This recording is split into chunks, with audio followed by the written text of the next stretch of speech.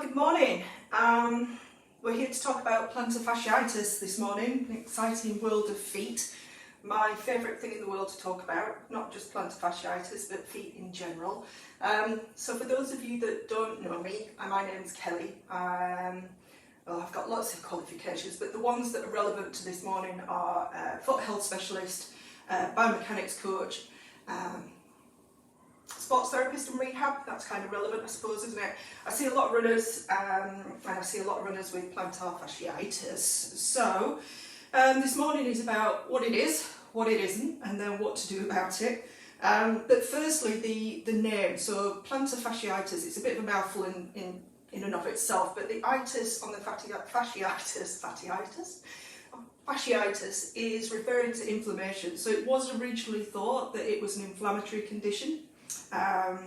You did too much, things got inflamed, so the focus for treatment was very much on bringing the inflammation down. So non-steroidal anti-inflammatory drugs, ice, and even such as cortisone injections. And some success for some people, some not success for other people, and that's part of being an individual. But there was some research came out showing that it wasn't actually, or not necessarily, in and of itself an inflammatory condition, that it was actually a degenerative condition. So the guy that did the research dug some tissue out of people with plantar fasciitis feet and showed that the tissue was not getting enough blood, so it's essentially dying. So dying is a bit of a strong word, but if you don't get oxygen to tissues, and they've got reduced blood flow, then eventually they do actually die. So they call that necrosis, and it's just a disease state of the tissue where it's not getting enough blood flow. So that's where that's kind of the research that came out. So they call that fasciosis. So we're still getting no nearer to a name that we can all pronounce, including myself. Now, apparently we just use the term plantar heel pain, which just means you've got pain on the underneath of your heel, which is a little bit easier to pronounce, and it's a bit more, it's a bit more descriptive or general, if you like, because really at the end of the day we don't really know what causes it or why people get it. We have theories, and we're going to go through some of those today, and you might think, oh yeah, that's me, that applies to me, yeah, and that might be the case. But I always think pretty much with anything that goes wonky in the body, it's usually a combination of things, not just the one thing. But anyway, so it affects around 10% of the population at any one time. Me, with my runners, lots of runners get it, but lots of non-runners get it as well. And it's 10% of the population is probably conservative, because some people won't go and seek help, which is fine. So the fascia, you'll see I've drawn on my foot. This is for later, so you can kind of gather what I'm talking about. But your fascia is a thick band of tissue that runs all along the sole of your foot. It's that strong that apparently you can pick up a dead body with it. So like a handle, you can pick up a whole body with the fascia on the base of the foot. So it is really strong, but it's not just strong, it's resilient, it moves, it recoils. It's essential for creating and maintaining the arches of the feet, absorbing shock, and walking and running. So if you want a normal gait pattern for when you're walking and running, your fascia and the health of it, for that matter, is really important. Alright, so potential causes, let's move into that. So potential causes, lots of theories, nobody really knows, but the really obvious one is overloading. Done too much, too soon, gone out running, you've decided to go further and longer than you've ever done before, and all of a sudden your feet get sore. One of my clients, she came, and what kicked it off for her was she was doing, excuse me, a charity baking day, and she spent 10 hours making cupcakes stood on her friend's stone floor in the kitchen. So stone floor, really hard, not used to it. She was wearing shoes, but even so, it's a novel thing for your body to have to stand for 10 hours on something so hard, which you're not used to, and that kicked it off for her. Another theory is biomechanical. All that means is there's something wrong with your structure, your body's not doing what it should. Possibly, you could argue that. There's some research out there suggesting that if you're a little bit more rotund than the average bear, so if you're a little bit overweight, there might be some correlation there with, puts more pressure on from above rather than it coming up from like the floor below. And then flat feet, overpronation, my favourite topic. It gets blamed for everything. I have lots of things to say about that, but suffice it to say it's another full-on rant on a different live. So we'll stick with what's actually going on. So if we accept that it's reduced blood flow to the tissues on the bottom of the foot, then where is that coming from, and what can we actually do about that? So teeny tiny bit of anatomy, yeah, no foreign Latin names, just bear with me a second. You've got a muscle, this one with the stripy bit, it's like a triangular muscle here, yeah, that runs down and it hooks onto your big toe, and it's the muscle that brings the big toe out, yeah, so away from the other toes. Yeah, so when your big toe is in line where it should be, i.e. not pointing like a bunion over to the others, so when it's out here, this muscle is kind of, it's relaxed, it's chilled out, it's just there on the side of the foot. You might be able to see it kind of pouches out a little bit just there. So when your big toe moves across, let me take out my toe spaces. So there's my big toe where it should be. If I then pull it across, it's going to flatten this muscle out and make it go tight.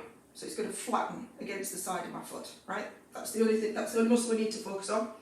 And then we've got an artery, so it's the posterior tibial artery if you're that interested, but you don't have to be. So it comes kind of down here, obviously not on the surface, inside. It comes down, it runs under, and then it supplies the foot. Branches off and supplies the foot. And if we accept that this is your fascia, you can kind of see how it provides blood flow to that area. Yeah, and it comes down and it's around and about that muscle as well. Yeah. So that muscle, when your toe gets pulled across, it tightens, it flattens, it pulls on the tissues around this artery, and it compresses the blood flow. That's it. Yeah, so less blood flow getting in. Obviously there's some getting in there, otherwise your foot would have turned black and dropped off. But it's reduced, and it's enough then to kind of cause a little bit of, I don't want to say your foot's dying, because it's not, but the cells of the foot and the tissues around there are not getting enough sustenance, they're not getting enough oxygen, and they start to get, let's go grumpy, they start to get a little bit grumpy. So it's affecting all the tissues of the foot, or the ones that artery supplies, which happen to be around the fascia. But it's going to affect those tissues that have got some damage as well. So, as a for instance, if you have spent 10 hours baking and stood on a stone floor and you've suffered a little bit of trauma to the bottom of the foot, then it's going to affect those tissues that have got the trauma. And interestingly enough, that's just where it happens. So, where it feels like, apparently, is walking on glass. I've heard people say, it's incredibly painful right here, so this sort of area, which you can see where all of that kind of combines together. You can kind of see why that might be the sore spot. It's you're going to feel it more when you wake up in the morning, because it's been at rest, and then you put weight on it and it stretches and pulls everything. And then most people, they can kind of, they cope just about. It's not pleasant, but after they've got moving, they get moving and everything eases off slightly. You can still feel it at different times of the day. But it's eased off, and we could argue that movement equals blood flow. So you get moving, the blood flow that can get through gets through, and things ease off a little bit. Fine, yeah. So if we're saying that in order for this muscle to kind of compress and create this restriction in blood flow, that the toe is either moving across or up. So to put the most pressure on this part of the foot, in other words, to restrict the blood flow the most, this toe is going to be pulled across and up. That's the point at which that's the tightest, if you like, that this muscle is going to be, and therefore it's pressing more and restricting the blood flow more. Right, there's the theory. So you might be looking at me and thinking, well, I don't spend a lot of time pulling my big toe across to the others, I spend a lot of time pulling it upwards. So why? Why me? What's going on? And that's when we've kind of got to consider shoes. So there's lots of things I could have talked about today. There's lots of, I even had one of my clients talking about how fascia is directly influenced by estrogen. So as an example, she's perimenopausal, she has a low estrogen, she went on estrogen, and her plantar fasciitis was the first thing to heal up. which is great, you know, but you can't say that low estrogen causes plantar fasciitis, because if it did, all men would be wondering about with plantar fasciitis, right? So it might be another factor that's involved, but ultimately, you know, we're looking today at blood flow, because it might be something you never come across. You might be looking at YouTube videos, you know, rolling a feet. I'm going to cover that and the reasons why, though, rather than just, you know, accepting you're going to roll it. So it's your shoes come into play, and bearing in mind that I kind of wear minimal shoes. This is not an advert for minimal shoes, by the way, so don't just run out and buy some. So I've kind of borrowed one of Simon's shoes, and unfortunately he doesn't wear white shoes, so you can't really see this. I might have to put it against the octopus, but there you go. Right, so there's one of Simon's shoes. It's just a normal trainer, not exciting about it. But some features that are on any kind of trainer, any normal shoe, any shoe really.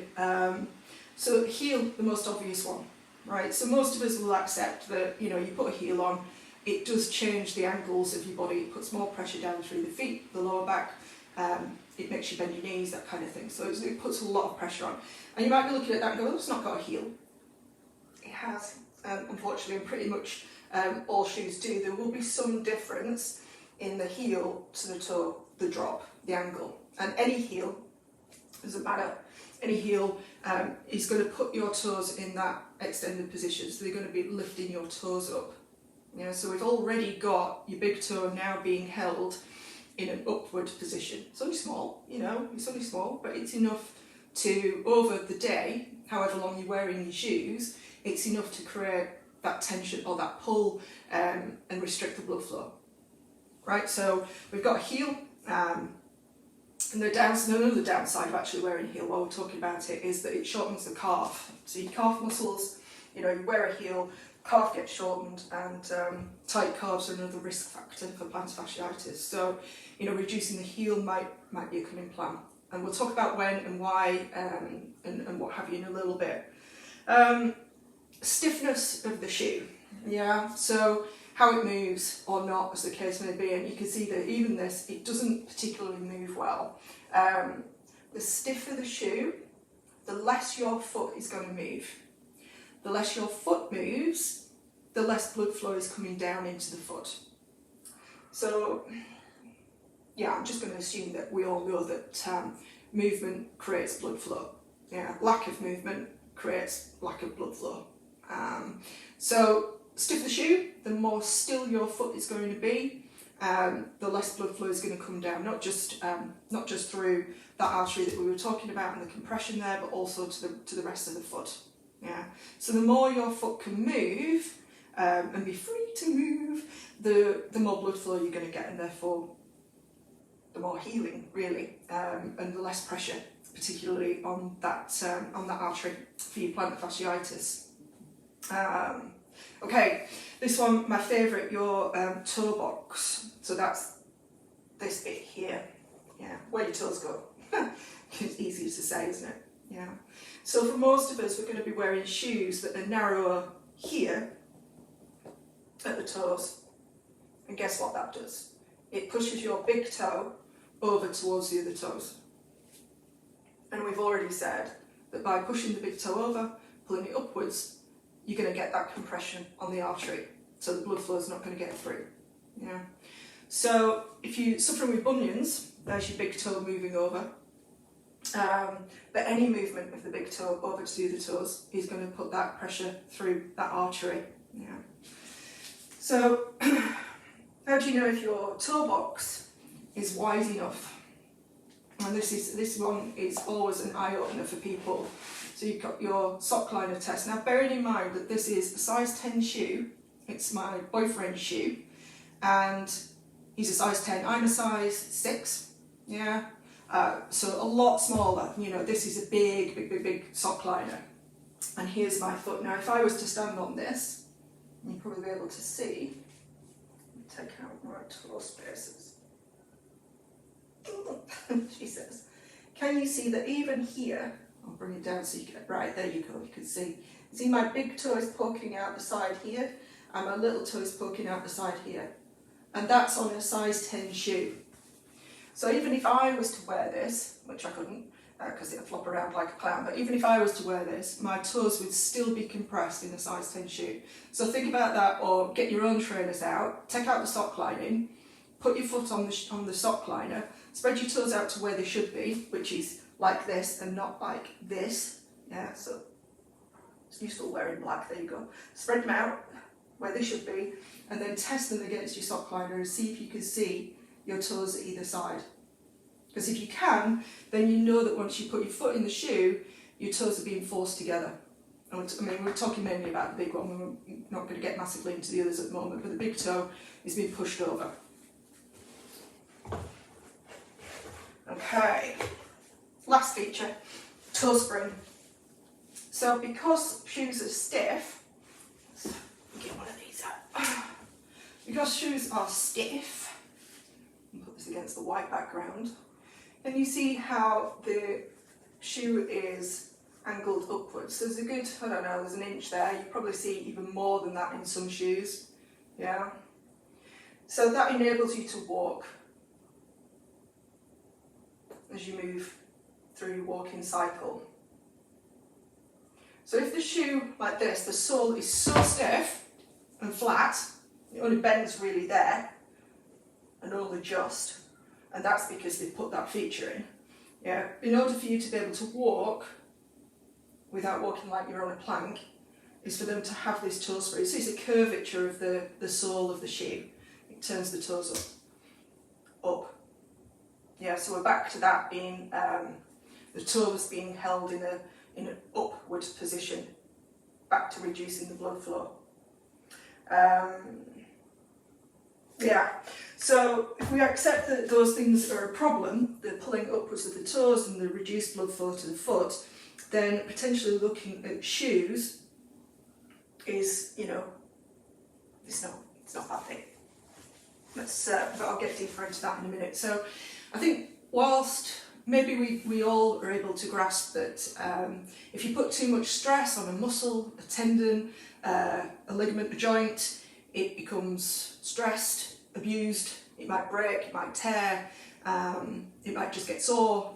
I think we all forget, and it might be a little bit counterintuitive, that if you don't put enough stress, force, movement through those tissues, that you can suffer the same problems. So a overly abused or used tissue gets sore, but so does an underused one.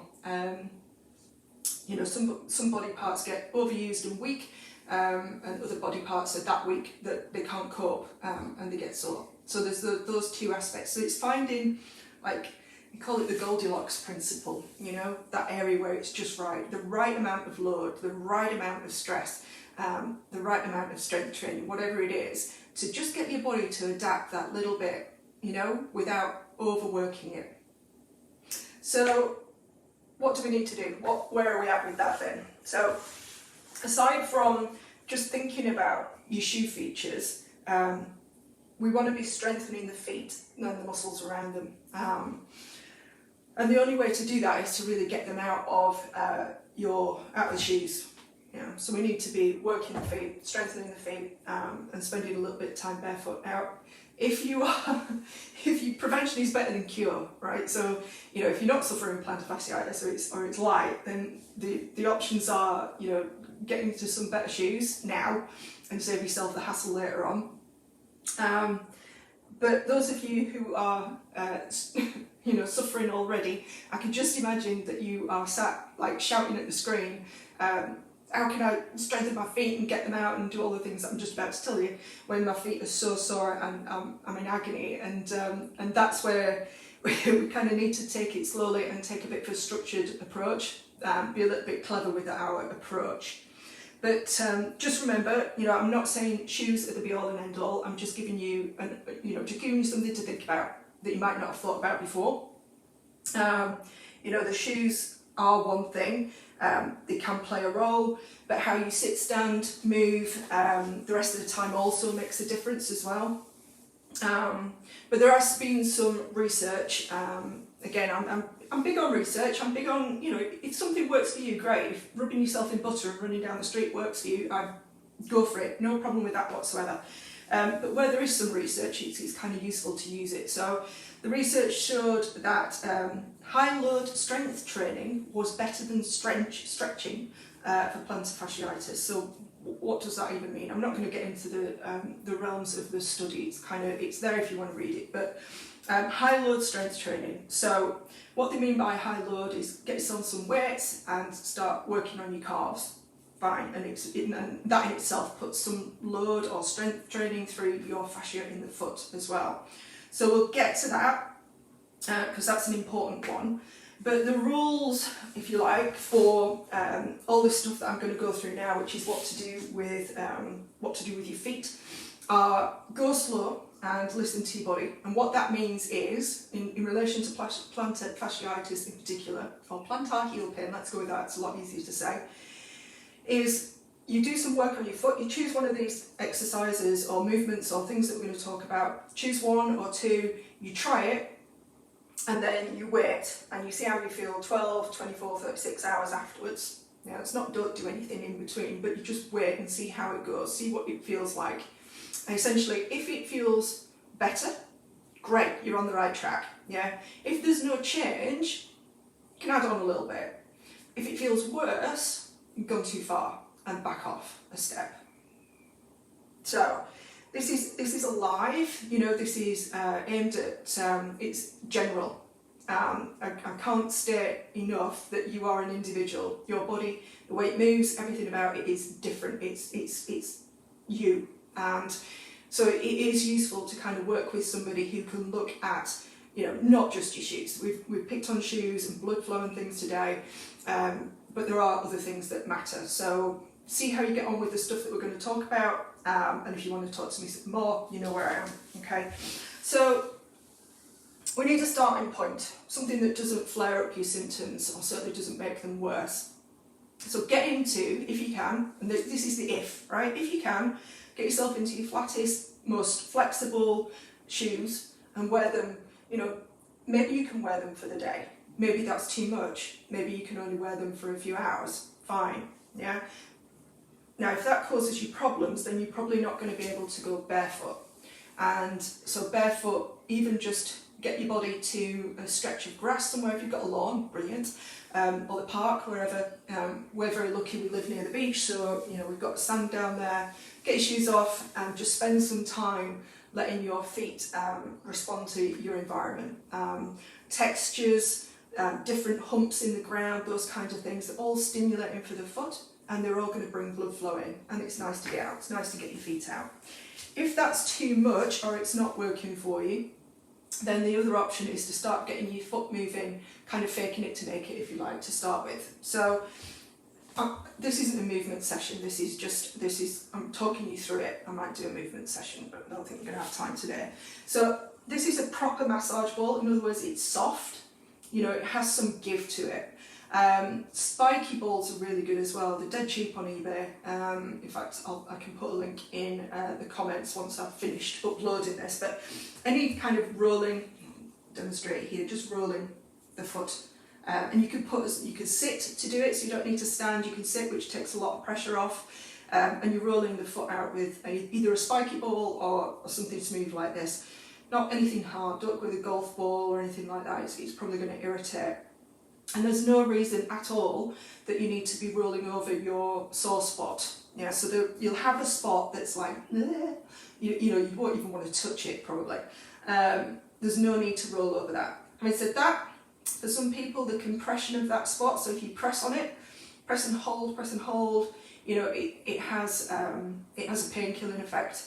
So again, people are different. So if it feels good to roll gently, or to press or compress and release, it's short term. It isn't going to fix it, but it might take some of the discomfort away.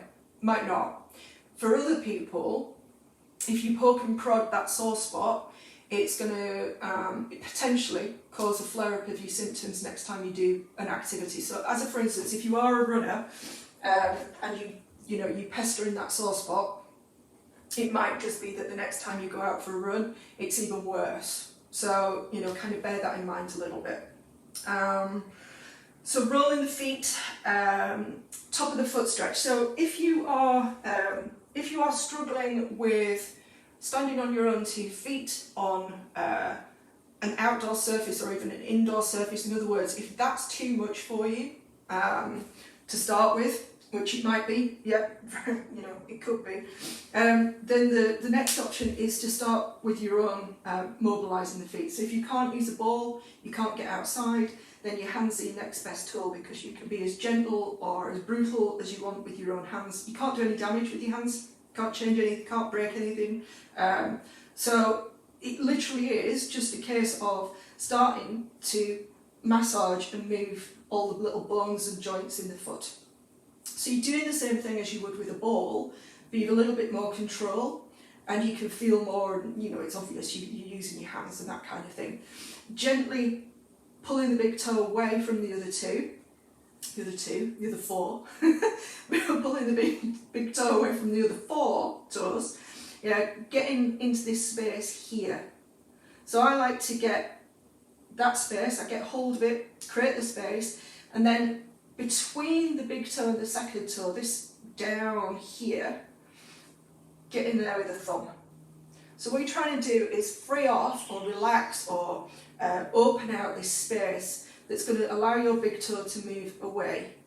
Yeah, so if you're constantly in shoes that have pushed your big toe over towards the other toes, then trying to encourage it back out is going to encourage more blood flow, and it's going to put your foot in a much better position in terms of this muscle and all what's going on here. So get hold of your big toe, pull it away from the others, and then get your hands and fingers in there and massage in between the toes all the way down. It's not pleasant. Yeah, you might find you've got some more sore spots than you thought you had in your feet, and so exploring your feet is not a bad thing. I know I've been worked with people for a very long time. Got lots of people who hate touching their feet. They don't want to accept that they've got feet. They don't like feet. They don't like their own feet, anybody else's feet. Accept that you have feet and they need as much love and attention as the rest of you does. So self-massage, yeah, self-massage to get them moving. What you're actually doing, you're not really changing the tissues. You're not, you can't really pull or change or stretch the tissues, that kind of thing. What you're actually doing is pulling blood in. Yeah, so we're encouraging this toe out, but we're actually pulling blood flow through that area and trying to sort of encourage it to heal, really, I suppose, more than anything else. What was I going to say? Heat and ice, that was the one. Yeah, I get asked that quite a lot about icing. Whew. So ice was used quite a lot. It's used quite a lot in inflammatory conditions, and you'll have heard it: rest, ice, compression, elevation, the RICE kind of technique for injuries and that kind of thing. So the problem with that is that ice can potentially restrict your blood flow. And if you've ever, if you've ever iced a body part, you'll know it goes numb eventually. And it reduces the blood flow, that's why it goes numb. It's good for pain relief. So if you do get pain relief from icing, just be aware that you kind of want to reduce the amount of time that you're icing for, so that you don't kind of compound the issue. In other words, you don't want to make it worse, kind of thing. You don't want to restrict the blood flow even worse. It's the reverse, really. So then the reverse, what's that? It's heat, isn't it? So now there's some thought process that heat rubs, that kind of thing, can be really useful in pulling blood flow through. That's what they're for. And in fact, I've got a really good one. It's a songbird one. So it's natural stuff. I think the chemicals in it come from peppers. So especially before a run or any activity, if you've got plantar fasciitis and you are going out, you're doing a workout, or you want to go for a run, or you're going for a walk, or you're moving in some fashion and you want to encourage some blood flow through, then rubbing on a little bit of heat rub before you do that can be good, because it's just going to increase the blood flow through. It's not an expensive way of doing it. Okay, so then that leads us right into the main sort of, so that high load strength training for the plantar fascia and your calves, and they use the calves to get into the fascia. yeah, because it's very difficult. To strengthen the foot, all you've got to do really is get it out and move it about. If you start doing a little bit of work barefoot, you know, moving about, the thing I always say to people is they say to me, oh, I'm barefoot all the time. And I go, really? And they say, yeah, at home I'm always barefoot. And I go, thank God for that, because it'd be a bit worrying if you weren't. However, if you think about your floors at home, I mean, if you've got hardwood floors or laminate, like we've got plastic floors, fine. And then some people have carpet, fine. But essentially it's just flat and level. There's no stimulation for your feet really. And that's why we suggest getting outside, just different surfaces. And if you can't do that, like I say, the fake it to make it with the ball. The ball, rolling your feet on a ball is just is the same as going for a walk on the ripply bits on the beach. It does the same thing. But if you do manage to get out and walk, you're upright, it's functional, rather than sort of faking it to make it with the ball. But if you're starting here, that's okay too. You do work with what you've got, and what you can do and your environment and all that kind of good stuff.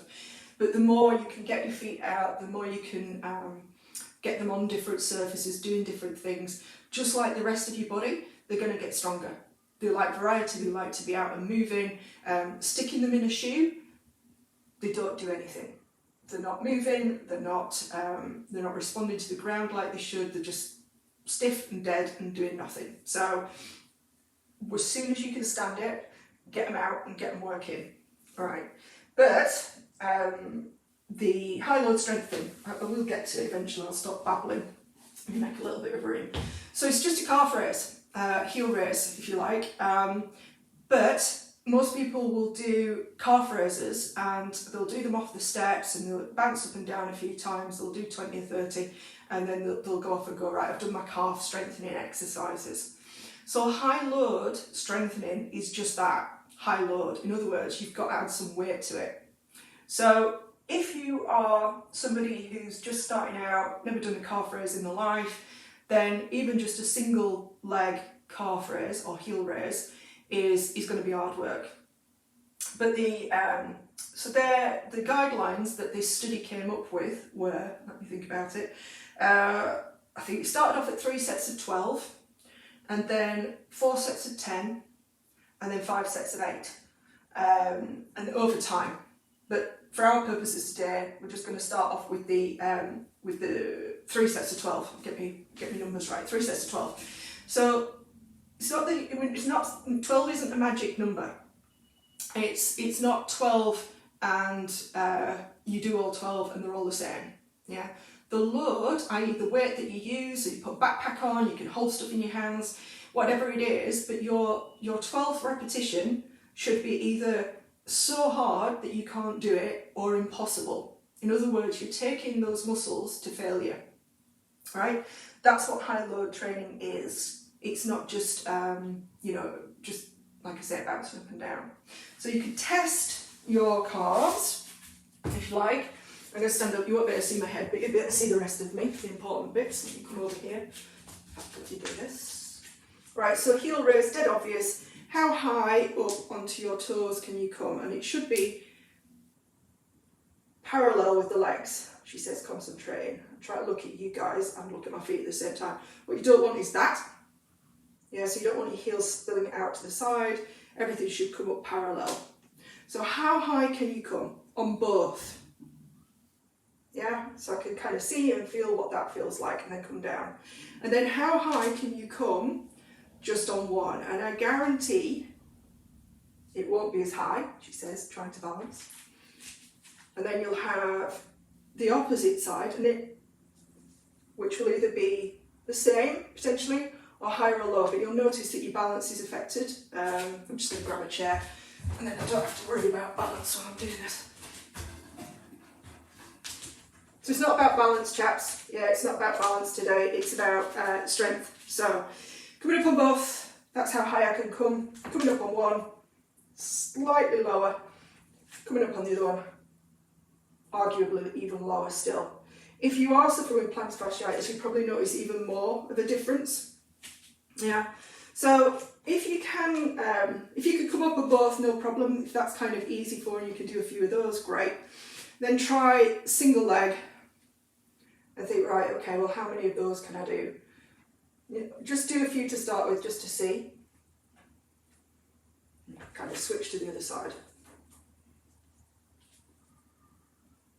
I did say this wasn't a movement session, didn't I? But I don't think it's probably useful to demonstrate. So once you've kind of got a sense of how they're moving, the next thing is to add in the step. Now, the thing I find with the step is it encourages people to kind of dangle here. That's my ankle clicking, by the way, it always does. Now, when you dangle off the back, you're stretching everything, which isn't in and of itself a bad thing, but we're looking for strength, not stretch, remember. Yeah, so strengthening was better than stretching. So to start with, you want to feel like you're starting flat. So in other words, I'm not dangling here, I'm starting flat. Just to see. Can you then come up and to flat? Yeah, up and to flat. Come again. Up and to flat. And there is a tempo for this. There is, you kind of want to be coming up for 3 seconds. So 1, 2, 3. Hold for 2 seconds, sorry, 3 seconds. Hold 2, 3. And then lower. 2, 3. So 1, 2, 3. Hold 2, 3. And down 2, 3. And if you're doing it right, or if you've got enough load, it will burn fairly quickly. If it's a doddle and you can manage 12 no problems at all, then that's when you need to be adding in some weight. So, I mean, I've got kettlebells here, so that's how I train my calves. Because this is not just good for plantar heel pain. It's good to train your springs for running. So you want springy legs, so the stronger this lot is down here, the more springy you're going to be, more bounce you're going to get in your run. But for our purposes today, we're looking for just enough weight that 12th repetition is really hard work, if not impossible. So they say take it to failure, or take it to fatigue. It just means that last repetition is really hard or nigh on impossible. If you find that the stretching of so if you are doing the dangle off the back of the step, and that's not causing you any problems, then it's great to be able to get to that point and come up from there, which is why we're doing it on a step and not just on the floor, because that from here, so where my foot's dangling down the back, and then coming up into a heel raise, makes it an even stronger movement, if you like. It's adding more load. So you can either put on a backpack. If you do go to the gym and you've got access to some dumbbells and weights and things, that's fine. But if you're doing it at home, you can hold things in your hands, cans, beans, I don't know, whatever you've got, really. Hold something that's heavy and get to that point where you're building up to those 12 repetitions with some weight and things like that. Okay, I'm trying to think if there's anything else that I wanted to say.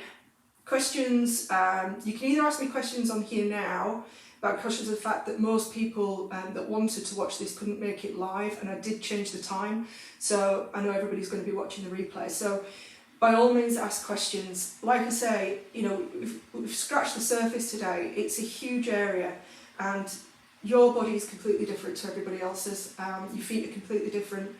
How your body moves right now and the niggles that it's got, or the injuries, or the plantar fasciitis, is a result of how you've moved and what you've done throughout your life, and that's going to be different for everybody.